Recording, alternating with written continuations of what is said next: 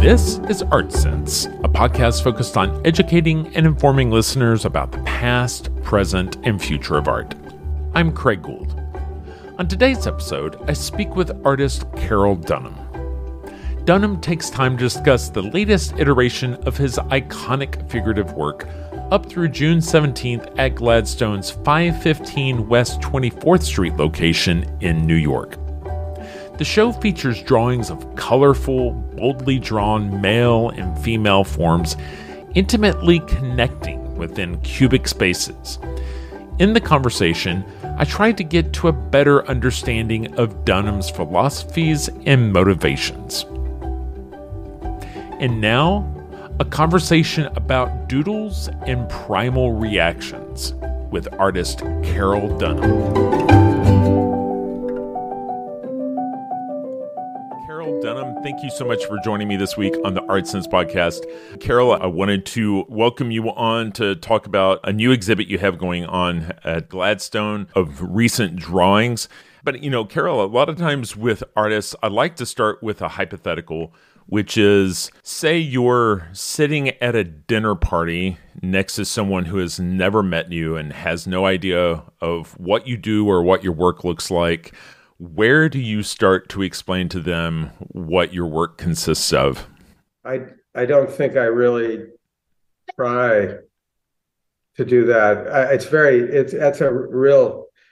I'm very embarrassed trying to describe my own work. I mean, I'm fine in front of it or in front of pictures of it. That's fine. But with nothing to refer to, I just feel like a gas bag when I start trying to say anything about how to describe it. So now it's easy because you just say, well, if you're really curious, you can look at my website and look at a picture of everything I've ever made. But something about modern art, abstract, blah, blah, blah, just a kind of generic answer to end the conversation. I think you did open a small window there that I think is rather telling, and that is, over the last 15, 20 years, I think people think of your work as being figurative, but there at the end, before the blah, blah, blah, you referred to the abstraction, right? I guess one of the questions for you is, do you still think of yourself as an abstract painter, and these figures are just vehicles for solving questions of different elements of art and how to use line in abstract ways? I've come to a point now where I don't see those things as actually exclusive of each other. I think they're both going on. I mean, I think paintings, or in my case, drawings and prints, all of it, hopefully communicates on a number of different levels, depending on how you decide to unpack it. And I'm not satisfied with, I don't think of my paintings as representational art. They didn't evolve from that. They don't start with that premise, even though there are nameable, recognizable subjects in it now. A lot of what drives me forward or kind of keeps me moving in my own work is stuff that I don't think is strictly about the subject matter, because that can, in my case, be quite repetitive. So other things are going on having to do with how things are made and what they're made of and things like that. Do you feel like your work has an underlying meaning, or do you spend the majority of your time, thinking about the execution and the form? Well, hopefully it has some, I mean, underlying meaning is an interesting phrase, like, I'm not sure I would be the person who would know that about myself or about my own, the things I make. But I guess you have to work with the assumption that it all adds up to something. I know that's not quite what you mean, but again, it's going on. My relationship to what I'm doing is happening in a number of levels at the same time too. And I spend quite a bit of time thinking about the so-called meaning of what I'm drawing and painting now, because there is a lot of subject matter, and I know that, and it's stuff that's come to me internally, and I try to understand through making things why I would even think to do these things. Mhm. I don't have a sense of some meaning in the way that I would be illustrating it. It's nothing like that. Right. It's like I would learn the meaning of my own activities by seeing what I've made and then trying to think critically and sympathetically about it and try to understand my own agenda through what I've made, you know. Sure. I mean, there's the whole allegory of the cave that, maybe we really can't step outside of ourselves and really know who we are. Maybe hearing somebody else talk about our work can elucidate that for us in a way that we can't on our own, right? I guess, the bigger question there is, what do you think draws you to the subject matter? I mean, is it just what maintains your interest, or do you feel like there's something that you can't really put your finger on that's kind of driving you in that direction? Oh, I think there's a lot of that, because I know about myself. I can look back over what I've made and I see these um, almost, it's continuous, but there certainly are chapters or periods of time within which I was clearly just going over and over the same thing from the point of view of subject matter. And it's kind of always been like that. So there must be, as we say, I get hung up on things, or my work does, and then I have to work my way through it. And I guess in a way, this exhibition that you mentioned at the beginning of our talk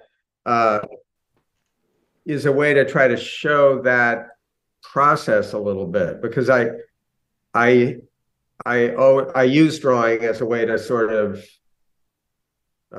feel my way ahead in my own work, kind of see what I even think has use, and also it in itself is something that interests me to make, just to make things called drawings. I like doing that. So, but it's more open maybe to a kind of more intimate part of my making my own work than when I would make an exhibition of paintings, which requires a whole different way of thinking about formal presentation, and paintings tend to take a lot longer to work on. There are a lot of different aspects to it. I wanted to do this thing with drawing to kind of open some of this up, what you're asking me about. Are the drawings, is that like a daily part of your practice? And do the paintings come directly from drawings that you've made, or when you start a painting, are they their own explorations? It's all those things, really. When I was younger, like when I was kind of figuring out even how to begin my own work, I thought of drawing as almost the main thing I was doing. And that was in the air, in New York in the 70s. There was a big, at least the older artists I was interested in, there was a big emphasis on drawing, and museums and galleries were paying a lot of attention to it. And I had also been a doodler before that, before it got channeled into thinking about art seriously. So all that sort of came together for me. Drawing kind of went in behind my painting for a while, and then I started making prints, which is another way entirely to explore all the same stuff. So I guess at different points, all three of these things have had kind of taken point in terms of where I was with my ideas. Meanwhile, I don't draw every day at all, but when I am in the middle of a lot of times I don't know what to do, and I don't like to just do things when I don't know what to do. But when I'm in the middle of working on something and the whole thing's kind of clear to me, I draw a lot. So I've generated a lot of drawings in my time as an artist, but it's episodic. No, I think there are some really interesting things buried in what you said there. One about the doodling, I think these drawings certainly communicate kind of a sense of doodling and, line making and, the kind of the way that doodling kind of fills negative space. And also when you're talking about printmaking, the monotypes, how those will typically have these margins. And, this work, it feels like you're playing with the edges and using the doodling to do some really interesting things in those margins. And so it's like, that this work kind of sees the culmination of these things that are kind of at the core of who you are, right? Possibly. I like that interpretation. I mean, that's a nice set of observations. And they all feel kind of true to me. You were talking about the 70s. Can you kind of talk about what that was like landing in New York in the 70s and working with Dorothea Rockburn and kind of where your head was back then and kind of how everything progressed? I mean, that working in Dorothea's studio was probably the main influencing factor in how things went from there, because I mean, I was a studio art major at a liberal arts college, and I read a lot of art magazines, but and I had an interest in making things from the point of view of being a, lame carpenter, or, as I said, doodling in my dorm room at night, whatever, but nothing focused. And I hadn't been around art as really practiced as a daily thing in one's life, or as the actual texture of one's life. So that was a big change, much more important than had I gone to graduate school or anything like that, which I didn't do. And it was, but it also was, back then no one had any money, and so what I was doing was really much closer to what we call an internship now. So I had to have, at a certain point, it felt like a long time, but it was probably only a year and a half maximum I worked for her. And then I had to sort of get real about money, and I got a job. And after that, I lay low for a long time. I mean, I had my friends from school, and I had some of the older artists that I'd made friends with for Dorothea. And I would see, I would go to openings in Soho on Saturday and go to bars and bump into people or whatever. But it was years after that I needed to kind of get myself sorted and figure out. I mean, it took me a long time to even understand that painting was something I wanted to pursue.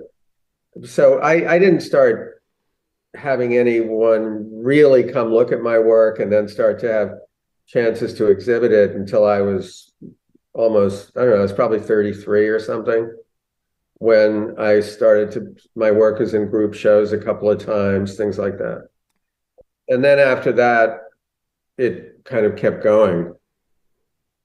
But that's what the beginning was like. And the art scene was very small. It was, I mean, at least the part that I and a few of my friends were interested in was a few galleries and 20 artists, that we gave a shit about.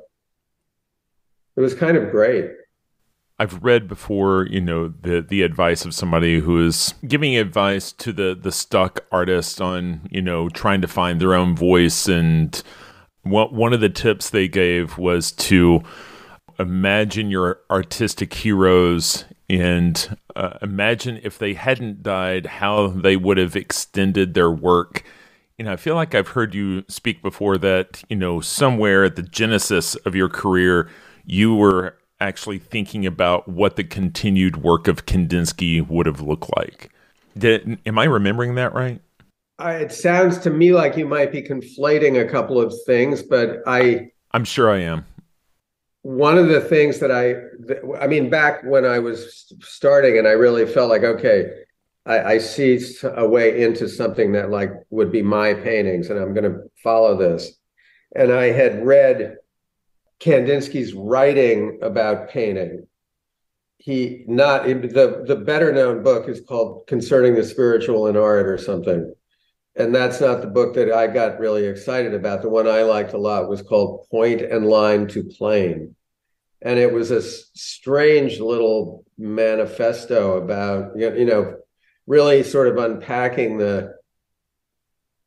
how points, lines, and planes function to create a language that can communicate thought and feeling. It's really unlike anything you would ever read today. And I was very interested in Kandinsky's late work, which no one else, no one I knew was thinking about. I mean, you would see a lot of like, who was the first European abstractionist, and he would be one of this handful of white guys who may or may not have been the first European abstractionist. But his later stuff, where he got much more committed to a position, I think is much more eccentric and interesting and specific. And, there's some artists I think about where I feel like it would be plausible to imagine their work in the 23rd century. And I feel that way a bit about his late work. That's a pretty loopy answer to your question. No, it's fine. And it's just, trying to find entry points to understand more about how your work has evolved and how we still find evidence, in this latest work. And, and I think what's really exciting about this most recent set of drawings is just you seem to be playing more with creating space. Maybe you could speak more about the use of these kind of cubic spaces that you're choosing to put the figures in now, whether we call them cells or what have you. What became the motivation for taking these figures that were kind of living in kind of a flat plane and putting them in something that has the illusion of three dimensions? I've been spending a lot of time asking myself these exact questions. And it really was, as I think in the beginning, as much as anything, the doodle impulse. I had been working the exhibition is divided into two basic groups of things. One built completely on the color green and the other on the color purple, and more or less. And when I was working on this long project of all this thing involving green figures, green beings inhabiting these pictures, I got involved. The ruling off of the margin, the framing of the scene, the emphasis on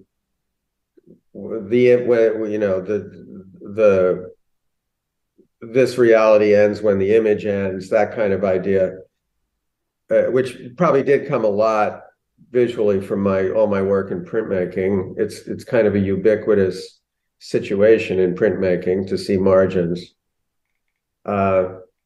That would be certainly part of it, but that's not all of it. And I worked like that. For several years, I was involved with this idea of margins, and it migrated into my paintings. And at a certain point, I don't know, I think it's inevitable. You're working a lot and doing basically the same thing over and over. There's some sort of mutation or glitch.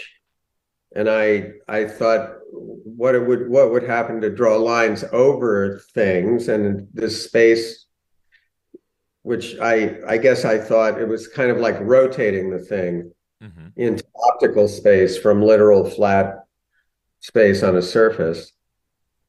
And I like that idea very much. And I do think optical space is one of the intrinsic materials of painting. As soon as you make a mark on a surface, the potential for that is there. So, and it's something that makes real the fact that we're creating what we see, because there is no optical space. It makes literal, I should say. Right. The fact that as we go, we're creating the manifestations of having an experience here. So I find all of that very interesting to think about. And I guess it got me to just keep going deeper into this. And I kept trying to see, well, if I put these characters in spatial situations, what will that feel like? Is that interpretable as another subject, or is that basically shrouding them in abstraction, whatever that would even mean, Right. cloaking them in abstraction, I guess. And I think like those are the kind of things that just kind of run through my mental stuff while I'm working. I don't have ultimate answers, but I am very involved with these spatial. I think of them almost as spatial diagrams. They're extremely. They don't work. I mean, they're not sensitive. They're not perspective in any kind of mechanical sense, but they punch all those buttons when you're looking at them. And I do think about, I don't know what word to use either. You mentioned a few, whatever you said, cell, enclosure, I don't know, container, chamber, room, uh, spatial matrix. I have no idea. And probably spatial matrix is closer to the truth because there is no specific reference. I think one of the other interesting things that I see in these drawings that I don't think I've seen before in leading up to this point are severed limbs. There are arms and legs of the female form that are just kind of cut off. Was that a result of putting them in the spatial matrix? The fact that box was severing, and then you started playing around with the idea of what that would look like, that's pretty close. I started thinking. I mean, honestly, I see those. The closest I could get to putting language on those kinds of images is, they have to do with almost a hall of mirrors idea of our self-reinforcing projections of making ourselves in the same way we're making the world as we go, we're also making ourselves in the world as we go. And they may be some attempt to diagram / represent / imagine that condition. So part of this idea that there are these kind of self-referential environments is that when something passed outside them, it would cease to exist, and it wouldn't be part of that. And so I guess partly it's a way of, I don't like to think of my work as illustrative in any way, but it came up, this idea of like, well, what if it just ended? If things just ended? And I liked drawing it. I liked I didn't think of it as amputation. I guess it's funny because you really are about the 25th person that I've either walked into or talked to who was like, hey man, what's up with the amputated limbs? And I just isn't how I had been thinking about what I'd been doing until people actually gave me feedback. So I feel a little blind to my own activities.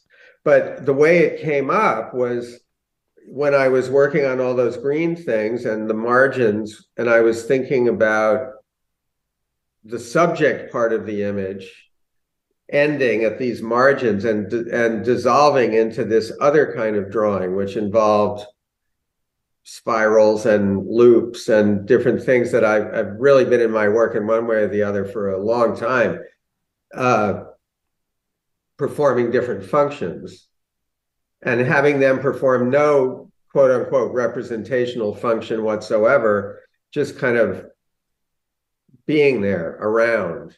Sure. And the intersection of these figure parts that I was drawing with the spirals, uh, at a certain point, I thought it was such a beautiful relationship to have this thing that was kind of nameable, like the arm, just intersecting with this other thing and becoming part of that. So it looked like the arm would just end at the. It's very difficult to do this in a totally verbal medium. I mean, and we don't really have any illustrations here to show. So I'm trying with language. I feel bad for your audience Oh because no, no. Well, I mean, you know what? At the end of the day, Tip, it encourages them to go down to Gladstone and look at these things in person, or to go to CarrollDunham.com or wherever. And or so, the opposite, right. whatever they decide.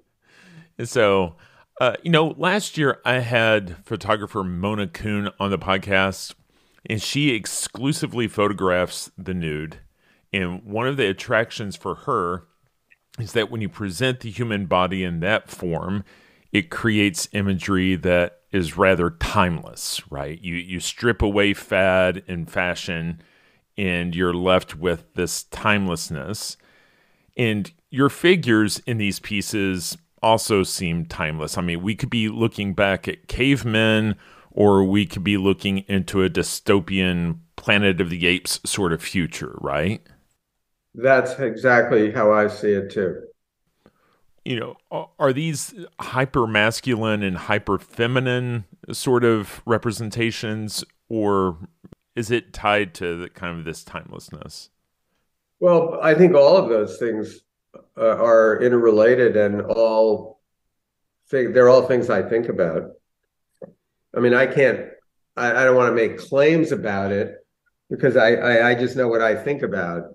But um, it's very hard for me now to even remember what possessed me to start trying to take the idea of a figure, a kind of more straight up approach to so-called figurative painting.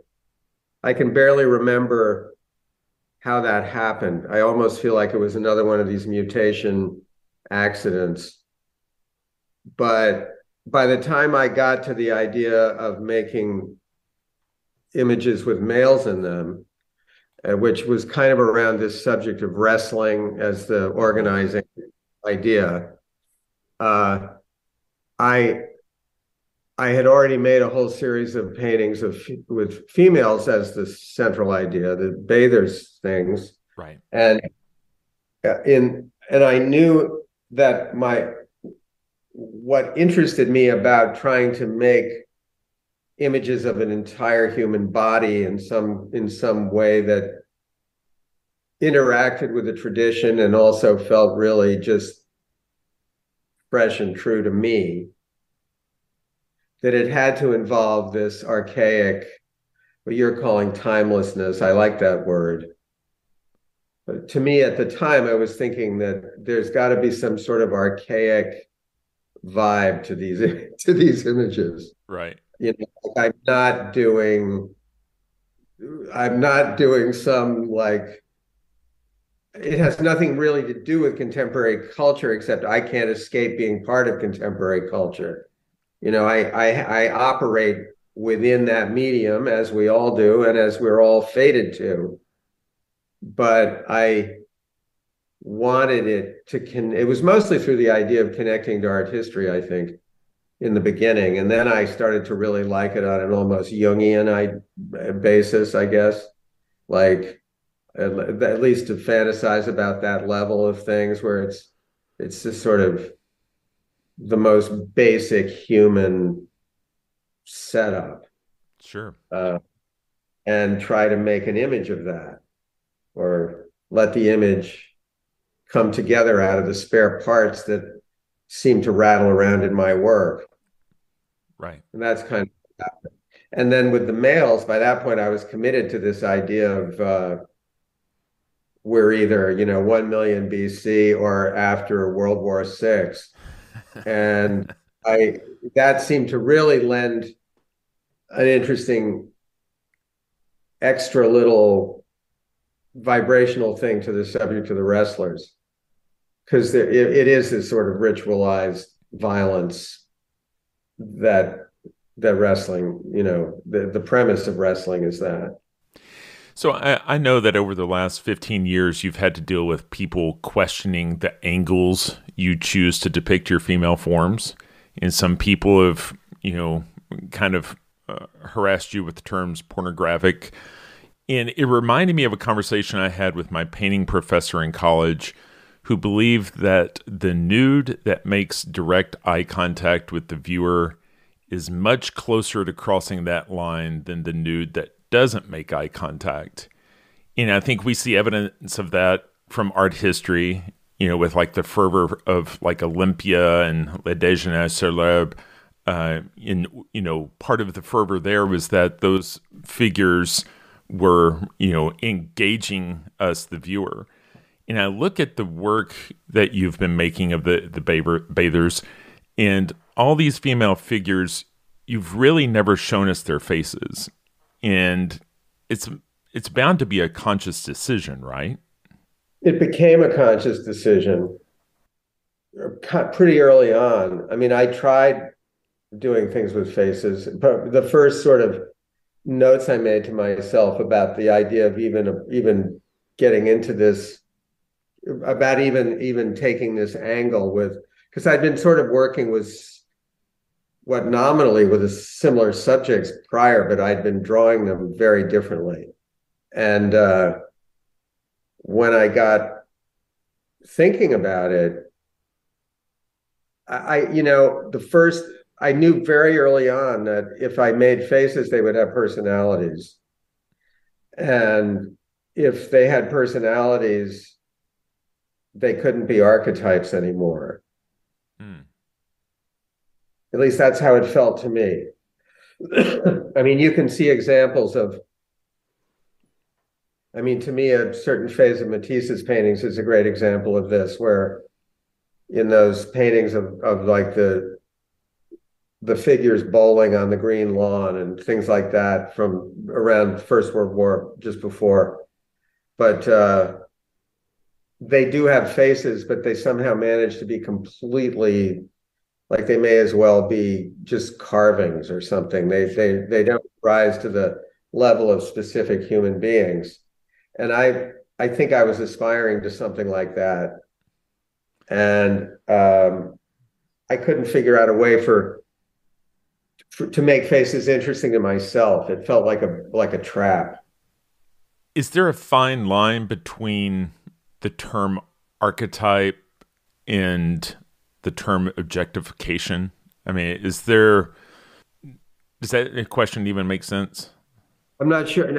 Not yet, but I want it to. So, no, right. So, archetype in terms of like, here is, honoring the female form versus objectifying the female form. I mean, is there...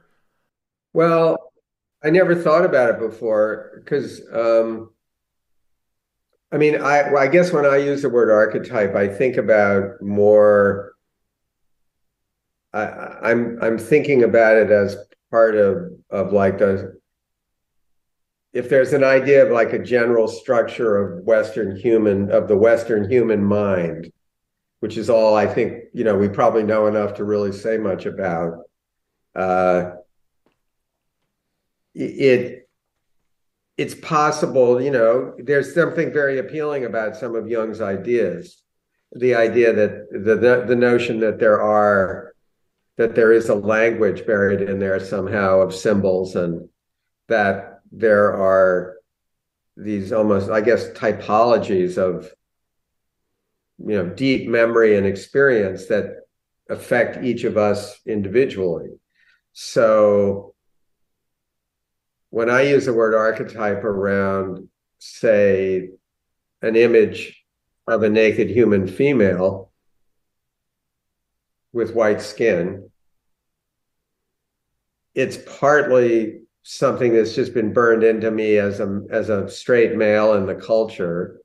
It's partly some idealization of my mother from when I was a baby, I'm sure. It's partly my attempt to kind of reimagine a lot of things I had just loved from in the art historical dimension, all these different things at the same time.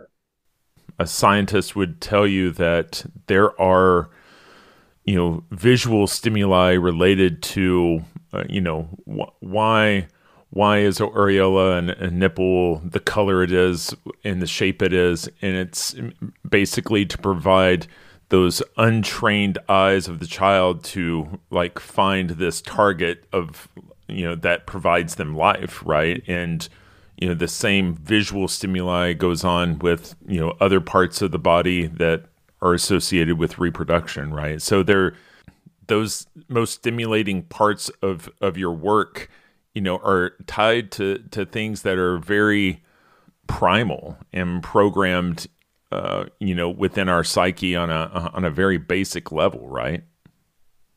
Well, I really appreciate your framing it that way, because I mean, there's it's so clear to me because of my own experience coming to it that I mean, if that there's no representation happening in my work. It's a construction. It's a whole different. It operates in a whole different relationship to so-called reality.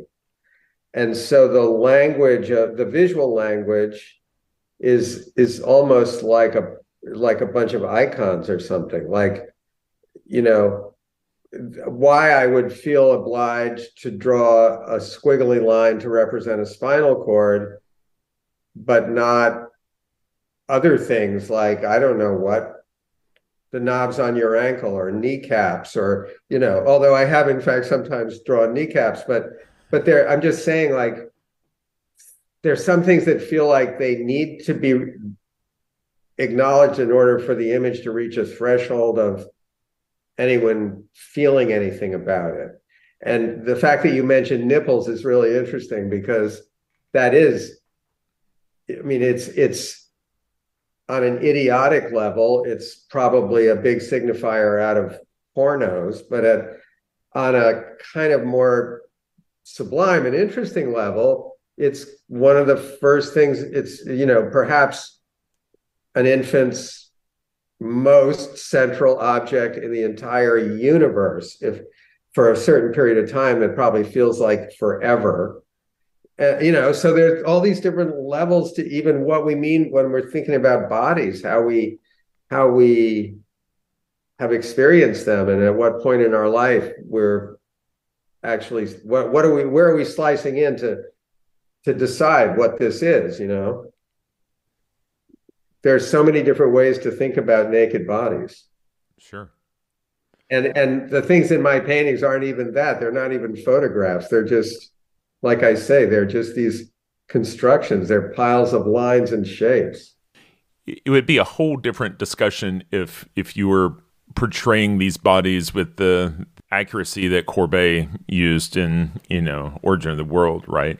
Probably it would be, in a way, I don't know. That would be, there must be artists that maybe a certain aspect of John Curran's work where you could look at it in that way, but in contemporary.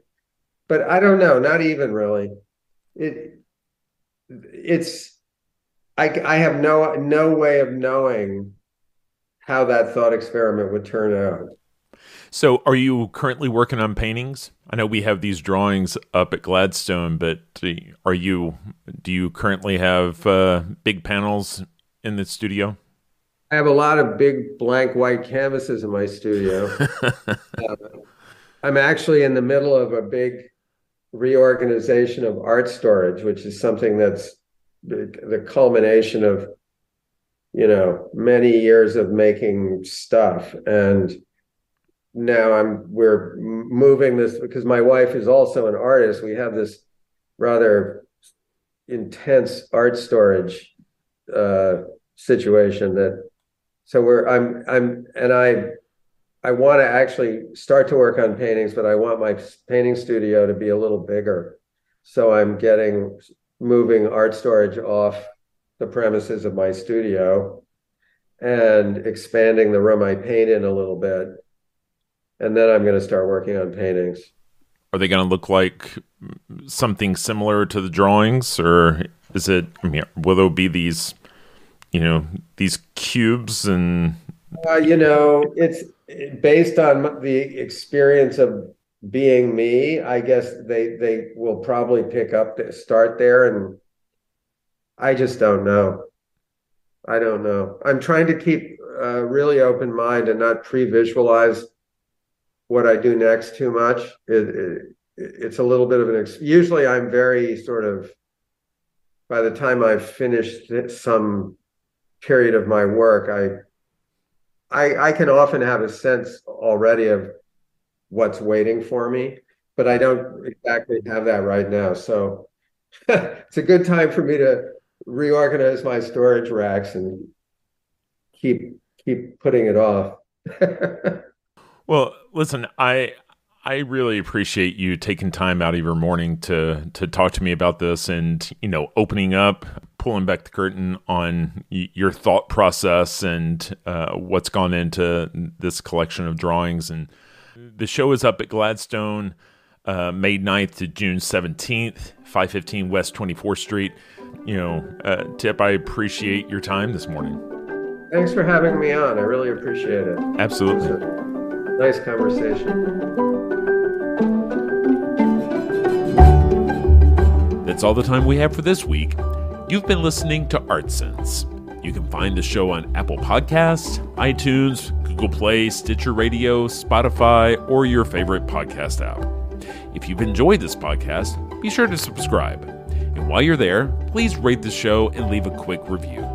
Your feedback is the key to other folks finding us. And if you'd like to see images related to the conversation, read the transcript, and find other bonus features, you can go to Cambia.art and click on the podcast tab. If you'd like to reach out to me, you can email me at craig@cambia.art. Thanks for listening.